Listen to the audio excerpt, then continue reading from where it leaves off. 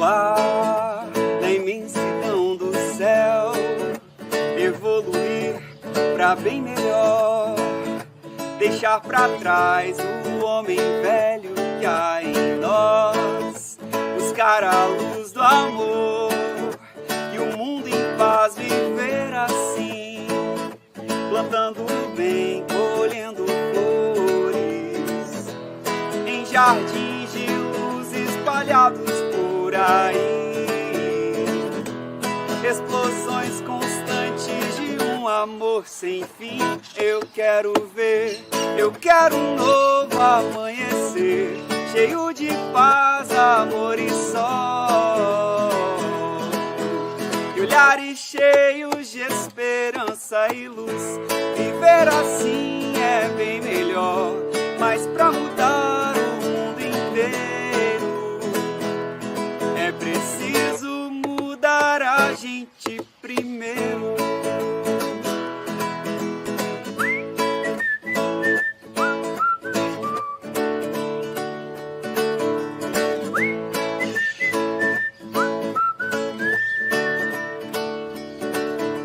Voar na imensidão do céu, evoluir pra bem melhor, deixar pra trás o homem velho que há em nós, buscar a luz do amor e o mundo em paz viver assim, plantando bem, colhendo flores em jardins de luz espalhados por aí, explosões constantes de um amor sem fim. Eu quero ver, eu quero um novo amanhecer, cheio de paz, amor e sol, e olhares cheios de esperança e luz.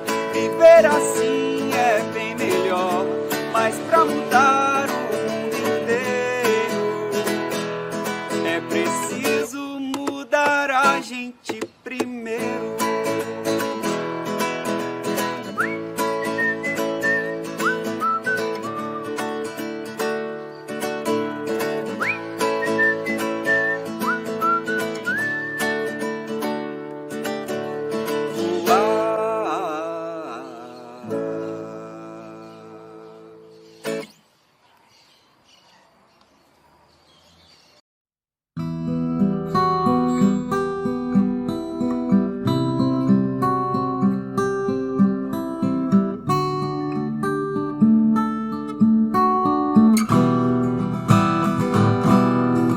Tua casa neste dia, ó Maria,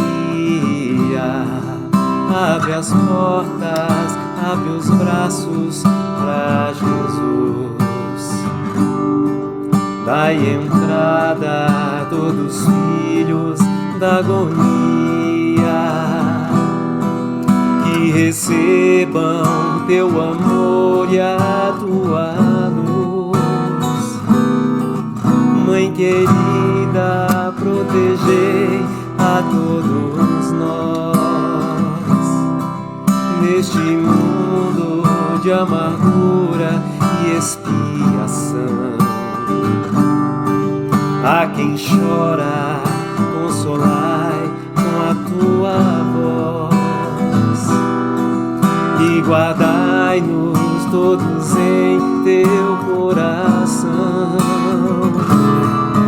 Ó Maria, ó Jesus, ensinai-nos a seguir teu roteiro, tua luz, amar e servir. Ó Maria, ó Jesus, ensinai-nos a seguir teu roteiro, tua luz, amar e servir.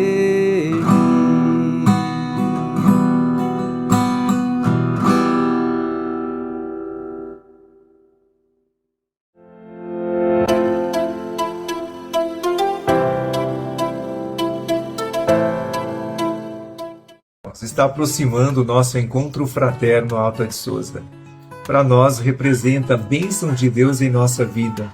É momento em que podemos abraçar calorosamente irmãos. E também temos os momentos de estudos que representam a oportunidade de estudarmos aquele tema de que nós necessitamos. E sem falar que nos momentos de práticas nós podemos estimular o nosso coração ao amor, ao bem. Então venha participar conosco do nosso Encontro Fraterno Alta de Souza. Serão todos muito bem-vindos. Boa noite a todos. Que a paz do Divino Mestre Jesus possa estar com nós e que a nossa gravação possa ser a primeira de outras tantas milhares que virão por aí. E isso faz com que o nosso alcance, a nossa voz, a nossa fala chegue mais longe. E é o propósito, não é, com toda certeza, de toda casa espírita é que aquilo que nós propugnamos dentro das quatro paredes possa ser de domínio de mais pessoas possíveis. Então a gente fica satisfeito que isso possa ter voltado a acontecer e nós vamos aqui, não é, levando a nossa mudança como nós sabemos fazer, nesse caminhãozinho pequenininho, na nossa forrequinha, e vamos aqui falar do Evangelho do Cristo.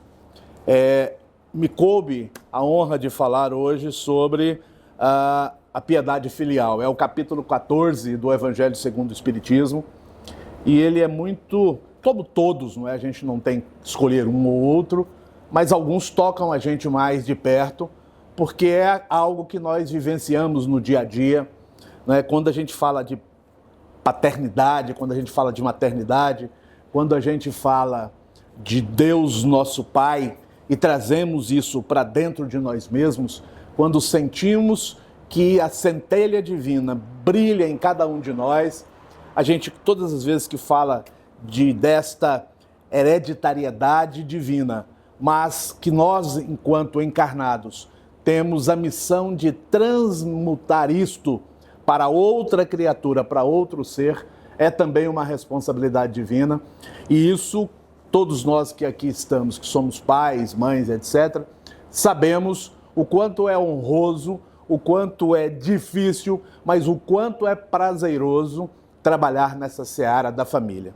Com Jesus não foi diferente, não é? Jesus teve a coragem de nos trazer, não é? Ele recebeu a missão de ser um Deus, mas de forma como que meio, digamos, vamos usar uma palavra nossa aqui, camuflado, não é? Ele veio sofrer todas as agruras, veio falar do Pai, veio semear, veio dar exemplos, mas precisava estar como nós, como homens, para mostrar para nós, homens, que há caminhos, que tem solução sim para as nossas dificuldades e que todos nós que aqui estamos tendo uma oportunidade celeste de, não é, termos uma nova chance a propósito das coisas com as quais um dia nós, todos que aqui estamos, temos algo, ou tivemos, ou deixamos de fazer algo, e a partir daí a gente tem uma nova oportunidade de reescrever, não é, aquilo onde nós, numa outro momento, numa oportunidade diferenciada, fracassamos. Então vamos aqui à leitura do Evangelho, que diz o seguinte, isso está em Lucas e está no Decálogo de Êxodo, mas nós vamos mais ler e nos focar sobre Lucas. Sabeis os mandamentos: não cometereis adultério, não matareis, não roubareis, não prestareis falsos testemunhos e não fareis agravo a ninguém, honrai vosso pai e vossa mãe. Isso está em Mateus no 19, em Marcos no 20, em Lucas em 13. Honrar vosso pai e vossa mãe, a fim de que possa viverdes longo tempo na terra, que o Senhor vosso Deus vos dará. Esse está aí o decálogo. Então, quando ele fala de honrar vosso pai e vossa mãe, ele está trazendo para nós a responsabilidade de sermos, não é, num determinado instante das nossas vidas, também protagonista desse papel de pai e de mãe, e sermos também co-criadores com Deus. Eu gosto dessa palavra, muito importante, sermos co-criadores.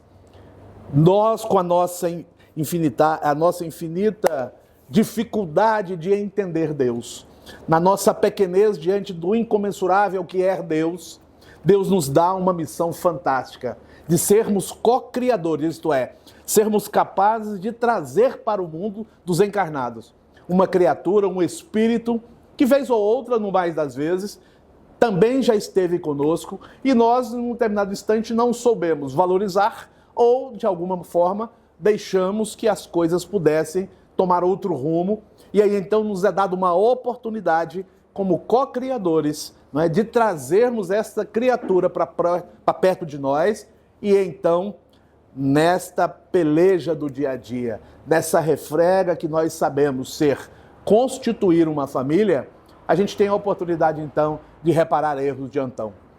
É importante a gente pensar, não é, nesta palavra que é a cocriação que Deus oferece a cada um de nós, de estarmos aqui encarnados e recebermos na nossa família, fruto do nosso eu, não é, um novo espírito, dar uma nova oportunidade a um ser reencarnante que precisa dessa oportunidade e só a receberá através de nós. Então ele diz aqui, olha, o mandamento honrar pai e mãe e vossa mãe é um colorário da lei geral da caridade e de amor ao próximo. Olha como é que ele coloca isso, tirando de certa forma a responsabilidade de Deus e colocando para nós. É, na verdade, da lei geral da caridade e do amor. Se nós não estivermos imbuídos de imenso amor, e aí eu conclamo todos nós a pensarmos nas nossas famílias. Parece que, do ponto poético, filosófico, é muito bonito falar em família, mas do ponto prático a gente sabe que no cadinho das nossas famílias nós recebemos em casa, como filho adorado, como essa criancinha maravilhosa que está aí, um espírito que não sabemos quem é. E de repente essa criatura vai crescendo e começa também a querer ser o eu que ele trouxe dentro dele. E muitas vezes isso é antagônico. Qual família aqui que não tem problema? Se tiver alguma, levante a mão. Eu não conheço. Toda família, a gente costuma dizer que tem uma ovelha de cor, né?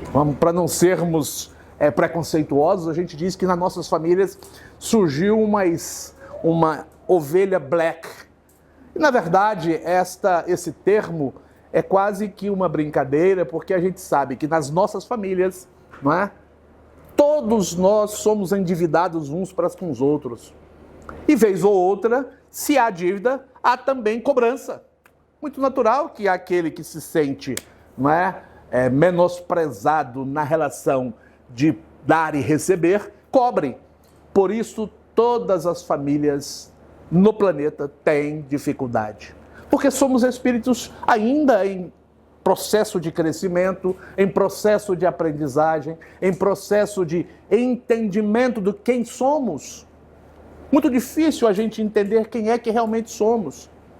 O quanto sabemos que Deus há e a centelha divina há em nós, mas quanto do Deus se apaga diante do homem que tende a ser, não é, muito mais agir pelos seus instintos do que pela sua razão. E a razão só vai começar a fazer e falar por nós depois de muito nos ralar na vida, depois de muito tropeço, depois de muitas quedas. Não há nenhum espírito, a não ser Jesus, que aqui esteve, né? E alguns outros avatares, mas a grande maioria de nós outros somos criaturas que tropeçamos, caímos, levantamos, andamos um pouco, tropeçamos de novo. E este é o processo da aprendizagem. Não tem uma cartilha que a gente possa seguir e dizer, olha, meu filho, com 6 anos, toma aqui, segue essa cartilha e serás um homem de bem. A gente tem insights, a gente diz que por este caminho é mais fácil, mas nem sempre, e a gente no fim da vida percebe isso, nem sempre aqueles que foram pelos caminhos que nós achávamos que eram os mais corretos, se tornaram homens de bem. Então o processo de honrar pai e mãe passa necessariamente pela família e é preciso que haja grande, mais grande mesmo, amor ao próximo, tolerância, capacidade de entendimento dos erros de todos nós. A gente, quando é pai, costuma dizer para os filhos assim: olha, meu filho, faça o que eu te digo, mas não faça o que eu faço. Isso não serve quando se trata de evangelho. Jesus foi o exemplo. Ele disse: vós podeis fazer tudo o que eu faço e muito mais. Mas ele fez a parte que lhe devia. Se quisermos ter uma família organizada no mais possível daquilo que nós almejamos, nós temos que ser o exemplo. É pelo exemplo que a gente transforma espíritos endividados. É pelo exemplo que nós mudamos características de espíritos empedernidos no mal, que muitos de nós o somos. Essa nossa carinha de anjo aqui, bonitinho, cantando lindamente aqui, pode estar travestido de, com toda certeza, está de espírito endividado. E pelo fato de sermos endividados, pelo fato de cada um de nós trazermos a nossa história, que de alguma maneira foi, digamos assim, maquiada para que nós pudéssemos então formar um corpo físico, estar dentro de uma família, aí na família, quando a gente começa a crescer, começa a aparecer de verdade quem cada um de nós somos. Por isso ele diz aqui, olha, quis Deus mostrar por essa forma que o amor se deve juntar ao respeito, às atenções, à submissão e à condescendência, e que envolve a obrigação de cumprir-se para com eles, de modo ainda mais rigoroso, tudo que a caridade ordena relativamente ao próximo. Presta atenção, ele não fala de forma relaxada, não é? Ele diz, olha, você tem que educar de forma rigorosa. E esse rigoroso a gente pode entender dando os exemplos a partir de você. A paternidade, a maternidade exige que tenhamos consciência plena de que deveremos ser exemplo, porque aquele ser pequenino, o primeiro diapasão que ele terá serão seus pais. E se nós formos capazes de plantar uma base sólida, como diz o Evangelho, baseado no amor, na caridade, na tolerância e, acima de tudo, na exemplificação rigorosa do que nos ensinou Jesus. E aí a gente não pode dizer que a gente não tem um padrão, é Jesus. Jesus é que deve nortear todas as nossas atitudes em família, de tal sorte que cada um de nós, quando nos sentirmos como que pressionados, quando nos sentirmos encurralados, que atitude devo tomar? Buscai primeiro o reino de Deus, buscai primeiro Jesus, porque Ele é caminho, verdade e vida. Palavras textuais. Se nós buscarmos Jesus e tentarmos o máximo que nos é possível, e às vezes até sermos capazes de passar por cima do possível para fazer o impossível, as nossas famílias, com toda certeza, terão o norte necessário para que neste ajuntamento de pessoas possa sair dali espíritos esclarecidos que irão ser capazes de formar novos núcleos familiares, novas famílias e, com toda certeza, novas famílias de bem. Honrar o seu pai e sua mãe não consiste apenas em respeitá-los. Antigamente a gente dizia que havia um certo medo dos nossos pais, não é? O currião pendurado na parede, o chapéu na sala, aquelas coisas do passado que o pai, que as famílias antigas tinham muito prazer em demonstrar que aqui nesse lugar, aqui tem alguém que manda e outro que fala, que obedece, ninguém discute as ordens. Isso tudo não está sob os auspícios daquilo que Jesus ensina. Respeito, sim. Tolerância, sim. Mas, acima de tudo, uma atitude respeitosa de exemplo. Só se conserta, só se corrige pelo exemplo. Não adianta dizermos para sentar, né? A gente costuma delegar a outrem a responsabilidade de moralizar nossos filhos. Eu vou colocar meu garoto naquela escola, porque lá o professor Múcio é duro nas correias e ele vai aprender desde pequenininho. E em casa, onde ele convive a maior maior parte dos tempos. Aí eu vou colocar meu filho naquela escola evangélica cristã, porque lá eu sei que o pastor Sinomar, que já foi hoje, é capaz de coordenar, moldar espíritos.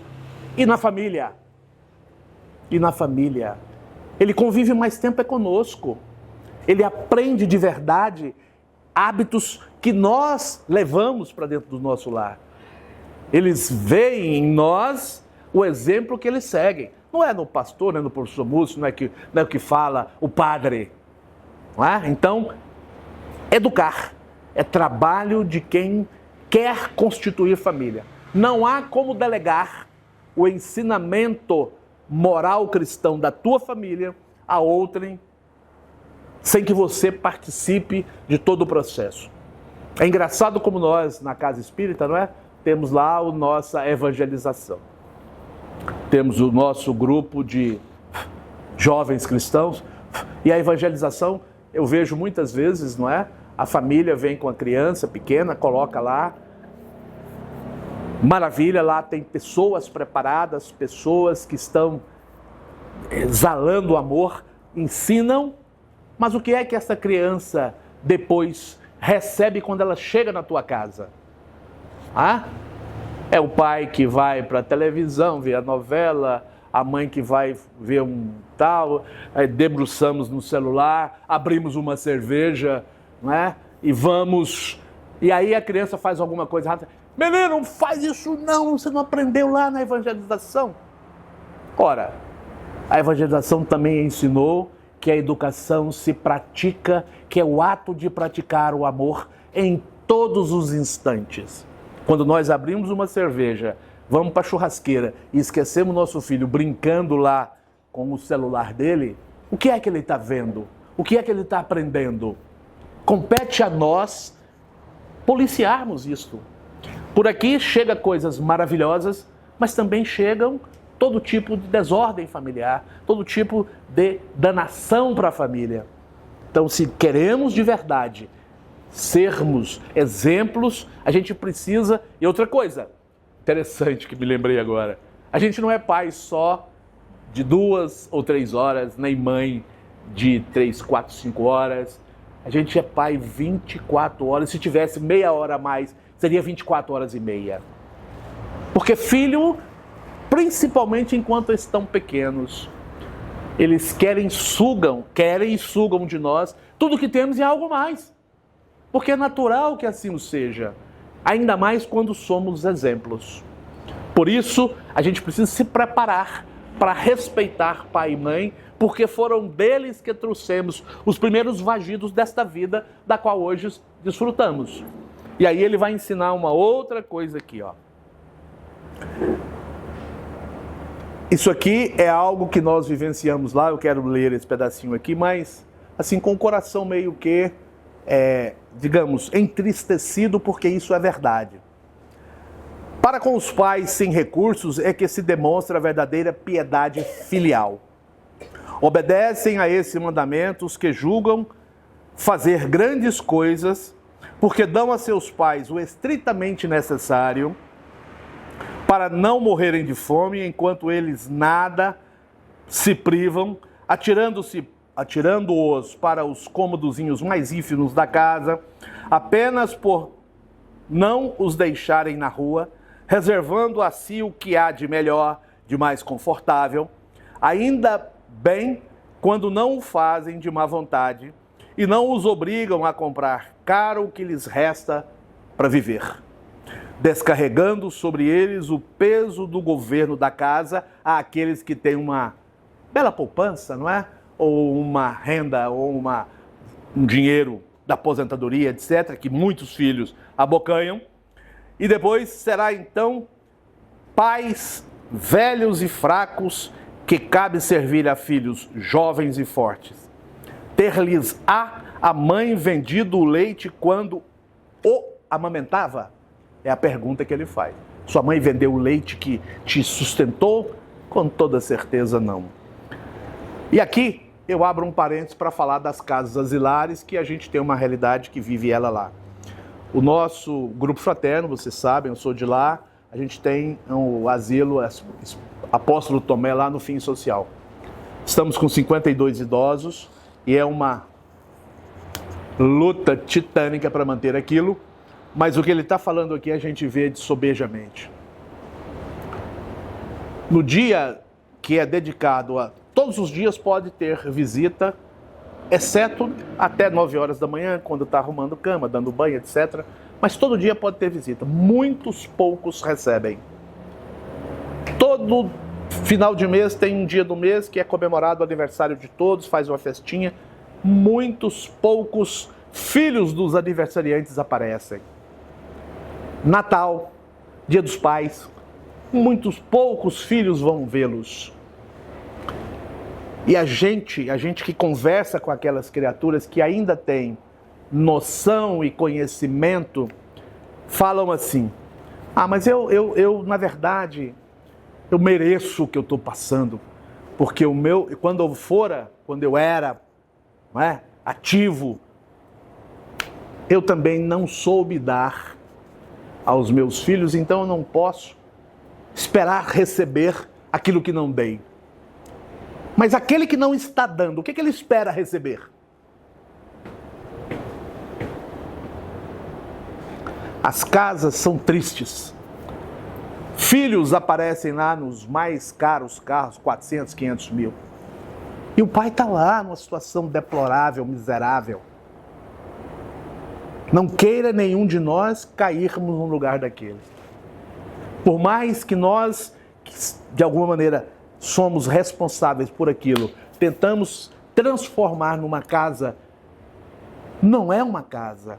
50 idosos, cada um 2 em quartinhos. Não é uma casa.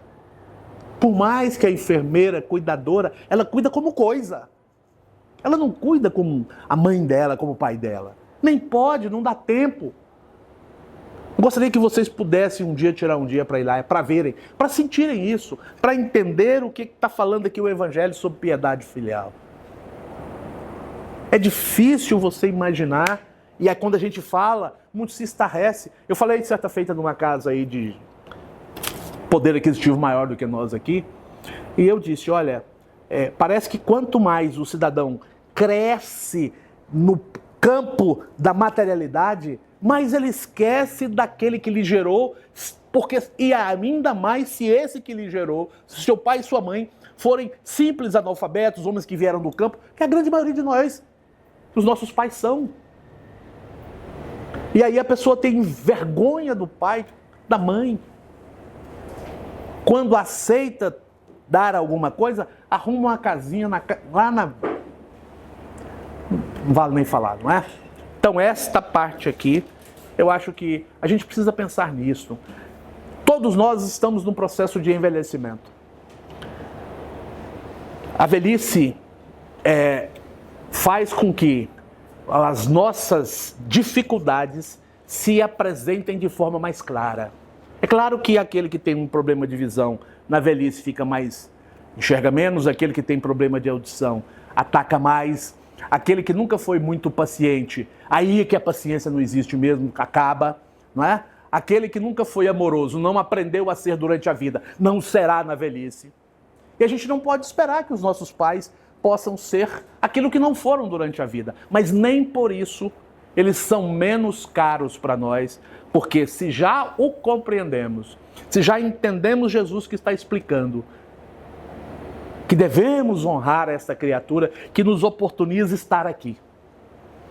Mas honrar não é no sentido apenas de benção pai, benção mãe, essas coisas hipócritas do dia a dia.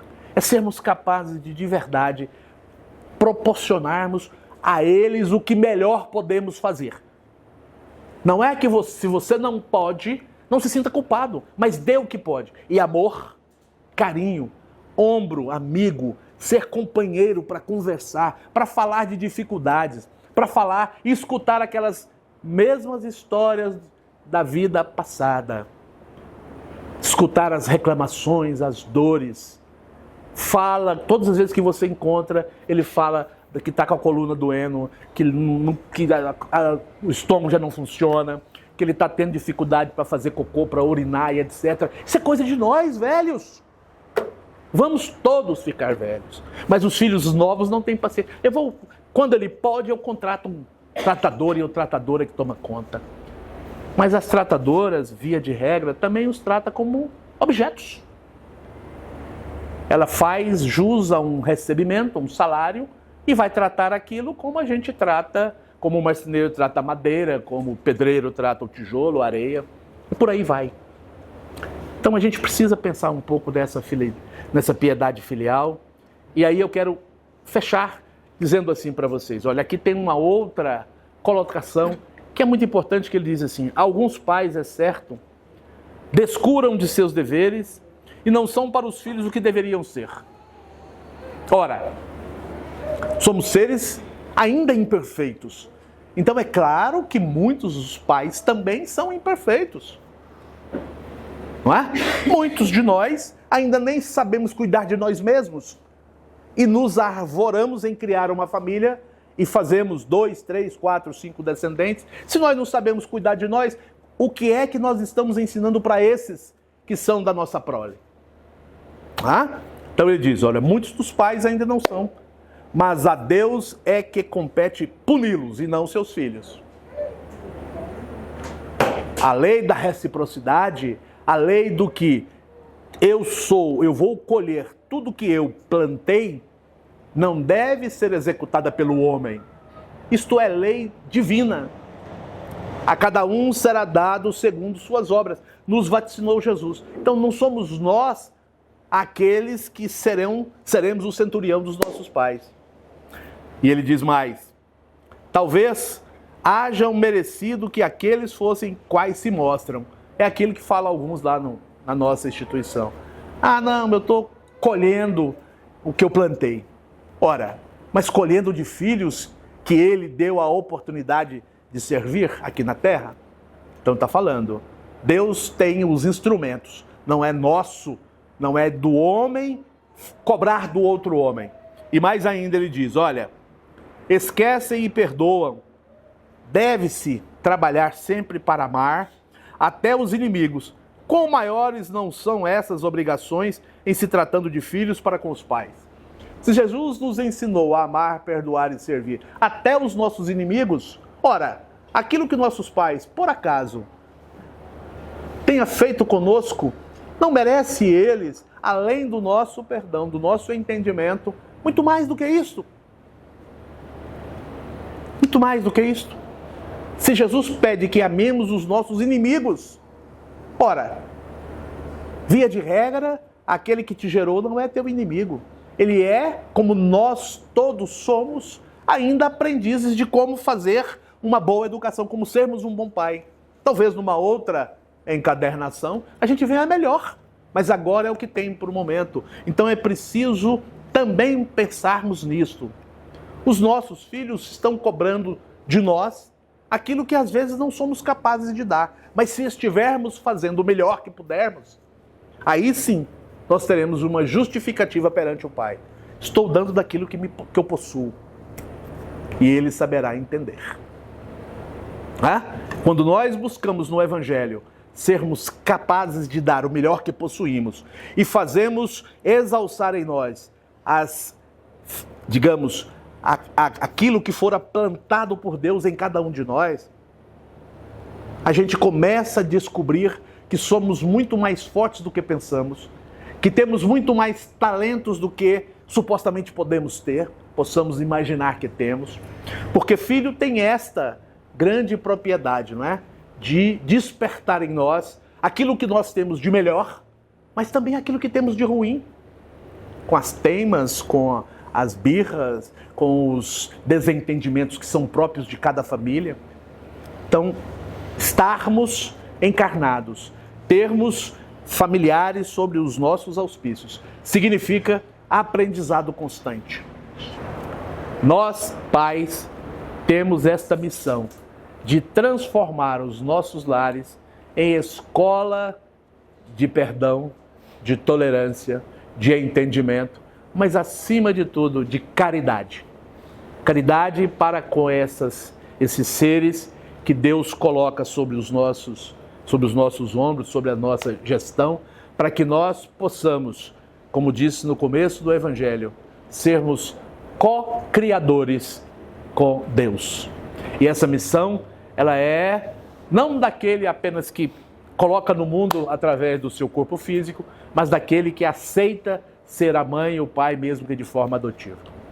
Muita paz para todos e que Jesus possa nos dar essa força e esse entendimento a propósito da verdadeira caridade na família. Que assim seja.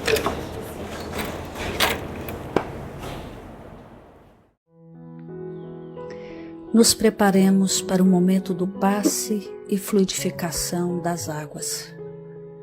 Coloque um recipiente com água limpa para ser fluidificada. Irmãos, não importa aonde você está, quais as dificuldades que está enfrentando, Jesus está sempre pronto para vir em nosso socorro. Coloque-se de maneira confortável, que lhe facilite a concentração e a receptividade. Respire lenta e tranquilamente. Inspire, expire. Inspire, expire. Encha seus pulmões de ar e solte bem devagar. Deixe que energias de tranquilidade e paz penetrem seus pulmões, circulem por todo o corpo. Sua alma, em harmonia com o corpo, se sente tranquila e em paz. Mentalizemos a passagem de Jesus. Dia claro, os raios dourados do sol iluminam a paisagem alegre de Cafarnaum. Casario branco, trepadeiras multicoloridas e pássaros saltitantes enchem a paisagem de otimismo. A notícia das curas atraía a multidão dos necessitados. Subitamente Jesus aparece, esguio e belo. A túnica desce-lhe até os pés. Ao pôr do sol, todos os que tinham doentes atingidos de males diversos traziam-nos, e ele, impondo as mãos sobre cada um, curava-os. Assim narra o evangelista Lucas. Mentalize Jesus se aproximando de você. Ele impõe as mãos amigas sobre a sua cabeça. Perceba que de suas generosas mãos cai uma cachoeira de águas claras e puras, vindas do seu amor, a te banhar. Derramam-se em sua cabeça, descem pelos ombros, banham todo o seu ser, te trazendo paz, serenidade, equilíbrio. Limpam todas as impurezas e te pacificam. Sinta estas águas te banhando, limpando. Respire. Mentalize agora Jesus como sol diante de você. Sua luz, seu calor te envolvem. Sinta as energias curadoras que emanam do Cristo em sua direção. Ele ouve as suas preces. Confie nele.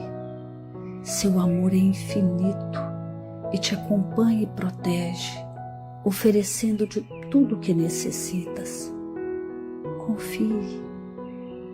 Absorva as energias curadoras de Jesus. Sua luz te envolve.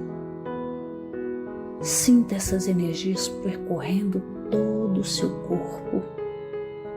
Sinta-se fortalecido e em paz. Senhor Jesus, Divino Amigo, Estende as tuas mãos generosas, Senhor, e transforma estas águas em remédio para os nossos males físicos e espirituais. Guarda-nos, Jesus, em sua paz. Estende as vibrações de amor em benefício do meu lar, Senhor. Que aqui possa reinar a paz, a saúde, a tranquilidade. Nós lhe rendemos graças, Jesus. Fica conosco hoje e sempre. Graças a Deus. Faça uso da água fluidificada.